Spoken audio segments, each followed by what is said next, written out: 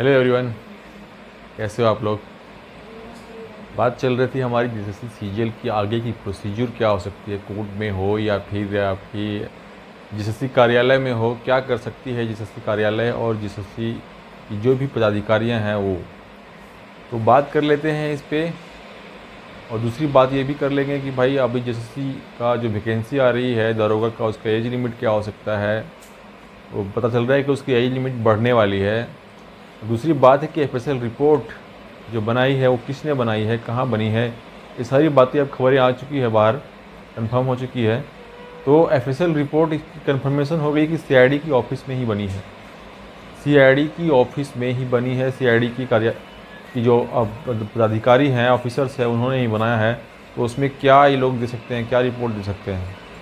सरकार से बाहर जाने की तो उनकी हैसियत है नहीं, और सरकार को पता भी है कि क्या हुआ है नहीं है, उसके बाद भी बयानबाजी चल रही है। इसका मतलब सस्पेंसिव है कि भाई एफएसएल रिपोर्ट में कुछ भी आया नहीं है, कुछ भी आया नहीं है। ये पूरी की पूरी सस्पेंसिव बनी हुई है। आपको बता दूं कि जब अरविंद कुमार की जो अभी सीबीआई जांच चल रही है जेपीएससी में, उनकी जो धांधली हुई थी, उस वक्त भी राज्य सरकार की पुलिस ने जाँच की थी। और जब राज्य सरकार की पुलिस में कोई भी रिपोर्ट नहीं आया था, उसमें अरविंद कुमार को क्लीन चिट दे दिया गया था। उसके बाद भी सीबीआई जांच चली और आज उनकी ऐसी हालात है कि हाई कोर्ट बता रहे हैं कि भाई इन्होंने तो भ्रष्टाचार की सीमा को पार करके भ्रष्टाचार किया है।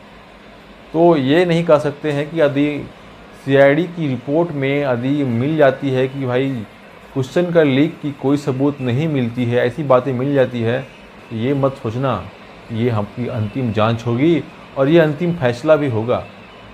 कोर्ट में जाएगी ये रिपोर्ट। दूसरी बात ये होगी कि भाई कोर्ट की जो प्रोसेस है, प्रक्रिया है, वो कितनी लंबी है और कितनी लंबी चल सकती है। देखो, कोर्ट में कोई जो बोलते हैं कि 5 साल चलेगा, 10 साल चलेगा, वैसा कुछ है नहीं। वैसा चर्चा करने के लिए वैसा कुछ होता नहीं है। कोर्ट की प्रक्रिया को शुरू होने में समय लगता है। एक बार कोर्ट की प्रक्रिया शुरू हो गई तो उस 1 साल से लेकर 2 साल के अंदर ख़त्म हो जाती है। आप देखोगे, जो जानकार हैं उनको पता है 10 साल और 20 साल कोर्ट की प्रक्रिया नहीं चलती है। कोर्ट की प्रक्रिया शुरू होने में देर लगती है। मान लो 2 साल, 4 साल, 5 साल प्रक्रिया शुरू होने में लग जाती है किसी किसी केस में। और एक बार शुरू हो गई तो 1 से 2 साल के अंदर ख़त्म हो जाती है। तो पहली बात अभी तो 6 महीने से ऊपर हो चुकी है। इसमें प्रोसेस होता है। प्रोसेस इतना ही होती है कि भाई पहले एफिडेविट फाइल करते हैं। जिन्होंने अपील करा है, जैसे कि छात्रों ने अपील करा है, तो उनकी एफिडेविट होगी, उसमें काउंटर एफिडेविट फाइल होती है। उसके बाद फिर से बोला जाता है छात्रों को जो अपील किया हुआ है था उनको सप्लीमेंट्री एफिडेविट फाइल करने के लिए, वो भी फाइल हो चुकी है। उसके बाद सामने वाला भी फाइल करता है वो सप्लीमेंट्री एफिडेविट। उसके बाद एक लास्ट में रिजॉइंडर फाइल होती है। रिजॉइंडर मतलब आप उसमें कुछ ज्वाइंट करना चाहते हैं तो आप बोलिए। तो वो प्रक्रिया, रिजॉइंडर की प्रक्रिया भी शायद बाकी है, बाकी प्रक्रियाएँ हो गई हैं। तो मुश्किल से मुश्किल 6 महीना तक चलेंगे भी ये प्रक्रिया। ये नहीं है कि अभी 1 महीने या 2 महीने में ख़त्म हो जाएगी। ये प्रक्रिया अभी मिनिमम से मिनिमम 6 महीना और चलने वाली है। ठीक है, तो बात कर लेते हैं कि इसमें आगे हो क्या सकता है, कि इसमें क्या हो सकता है। इसकी 90% जो बातें हैं मैं आपको अभी बता देता हूँ। आप बता देता हूँ मैं आपको। आप ये मत सोचना कि मैं गलत बता रहा हूँ या मैं कुछ अलग ही बता रहा हूँ। ठीक है, जो पिछले 20 सालों में, 25 सालों में झारखंड के अंदर हुआ है, उसी के आधार पे मैं बता रहा हूँ आपको। ठीक है, तो एफएसएल रिपोर्ट में जिस तरह का अभी तक चर्चा मिली है, जिस तरह की बयानबाजी मिली है, उसके अनुसार साफ साफ है कि एफएसएल रिपोर्ट में जमा करेगी राज्य सरकार। राज्य सरकार कभी भी ये जमा नहीं करेगी कि क्वेश्चन का लीक हुआ है। राज्य सरकार की पुलिस या राज्य सरकार की वकील कभी भी ये नहीं दावा कर रही है कि क्वेश्चन को लीक हुआ है। जो एडवोकेट बोल रहे हैं वही पुलिस ही बोलेगी, क्योंकि सब तो उन्हीं का है। ठीक है, उसके बाद सीबीआई जांच की मांग होगी अगली बार। उसमें क्या है कि हमारे वकील जो हैं वो बताएंगे कि भाई ये जो है वो राज्य सरकार का दायरे में काम है, तो राज्य सरकार अपने काम को बचा रही है, अपने ऑफिशियल्स को, अपने पदाधिकारियों को बचा रही है, इसीलिए हमें इनकी जांच पे भरोसा नहीं है। जांच जो है वो केंद्रीय एजेंसी को दे दिया जाए।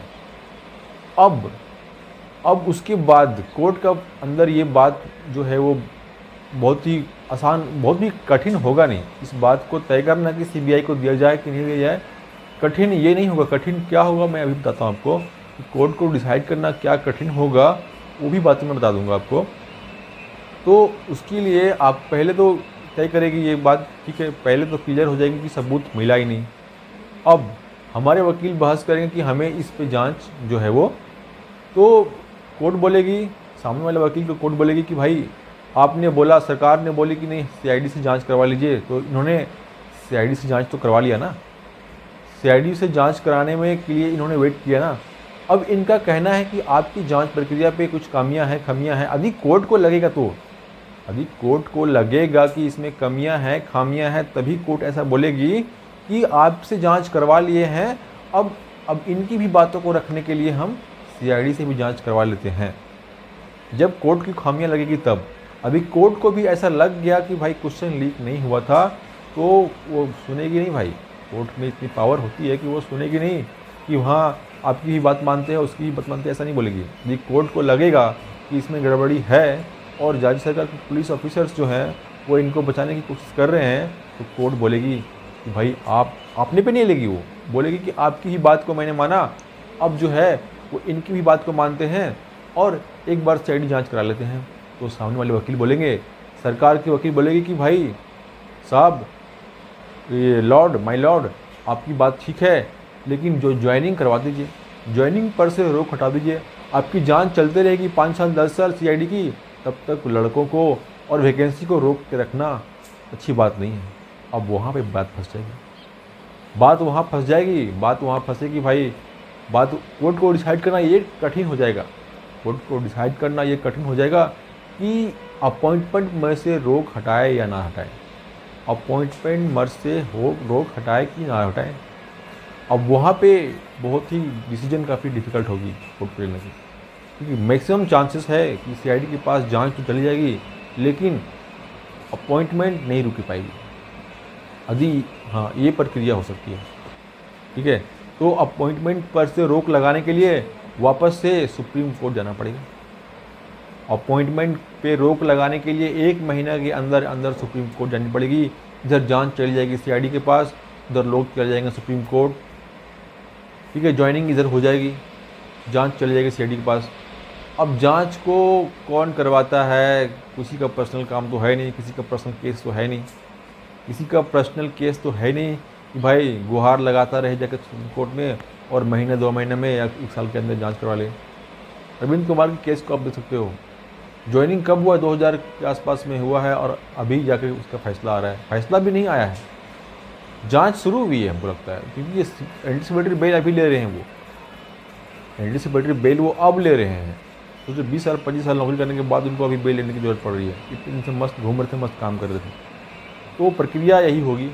अब लोग ज्वाइनिंग कर लेंगे। अब ज्वाइनिंग करने के बाद अब जिनका अलग तरीके से, जो अवैध तरीके से जिनकी नौकरियां हुई है, वो उन पे गाज गिरेगा। जो वैध तरीके से नौकरियां रख ली है उनके ऊपर कोई दिक्कत नहीं है।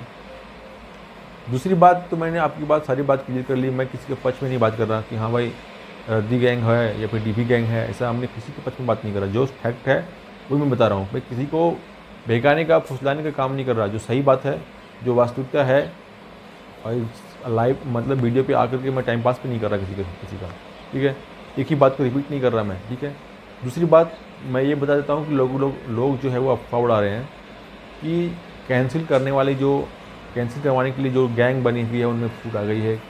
और फूट आने की सबूत दिखा रहे हैं वो लोग क्या, कि जो हाईकोर्ट की वेबसाइट पे जो दी रहती है फाइलिंग का डॉक्यूमेंट्स के लिए कि किसके नाम से फाइल हुआ है, उनमें दिखा रहे कि प्रकाश कुमार ने फाइल करा है, तो कुणाल कुमार ने नहीं फाइल करा है, उसने नहीं फाइल करा है, उसने फाइल करा है। देखो, कोर्ट में जब कागज़ फाइल होती है ना, तो पहला आदमी का नाम जिसमें जो सबसे मुख्य आदमी होता है ना, तो उसका नाम सब लिखता है।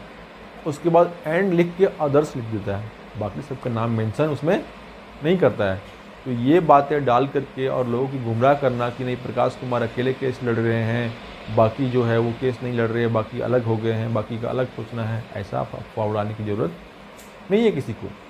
ऐसी अफवाह उड़ाने की ज़रूरत किसी को नहीं है, ठीक है। सब लोग एकजुट है अभी भी, और सब लोग प्रक्रिया में बता दिया हूँ कि इन्होंने ये राज्य सरकार जो है वो पेश कर सकती हैं कि भाई कोई भी इसमें सबूत नहीं मिली, इन्होंने कोई सबूत दे नहीं पाए, ठीक है। तो अब इस पर कार्रवाई होगी कि नहीं होगी, ये तो गलत बात। ये भी कार्रवाई भी नहीं करेंगे, इसके ऊपर वो कार्रवाई भी नहीं करेंगे, क्योंकि एफएसएल में ये जांच करके ये बता देते कि नहीं ये फैब्रिकेटेड है, तो इनके ऊपर कार्रवाई हो जाती। वो ये नहीं बोल रहे, अब वो ये बोल नहीं रहे हैं कि ये फैब्रिकेटेड है, अब ये सिर्फ बोल दे रहे हैं कि ये फैब्रिकेटेड है या नहीं है, इसकी जांच की नहीं जा सकती है, तो उस पर भी कार्रवाई नहीं होगी। ये गलत बात है ना। फिर तो हम तो यही बोलेंगे, बार बार बोलेंगे भाई कि फिर तो हमारा दुनिया में कोई भी ऐसा कर सकता है, कोई भी ऐसा कर सकता है और किसी के ऊपर भी अफवाहें फैला सकता है इलेक्ट्रॉनिक मीडिया के ऊपर, मीडिया का सबूत दे करके, और कोई भी किसी भी काम को पता कर सकता है। तो ये गलत बात है, इस तरह से नहीं है कि हाँ हमारे पास जांच करने की कैपेसिटी नहीं है। आज के लिए इतना ही, मैं इतना ही बोलना चाहूँगा, बाकी मैं नेक्स्ट वीडियो में बताऊँगा आपको। बाकी आप लोग खुश रहे, सकुशल रहे, टेंशन ना ले, और मैं यही कहूँगा कि राज्य सरकार की वैकेंसी के पीछे ना पड़े आप। दूसरी वैकेंसी है बहुत सारी है, बहुत सारी डिपार्टमेंट की वैकेंसीज है, बहुत सारी लोगों की, बहुत सारी संस्थाओं की वैकेंसी है, वहाँ पे काम करें, अपना पर्सनल काम करें। यहाँ की पे भरोसा ना रखें।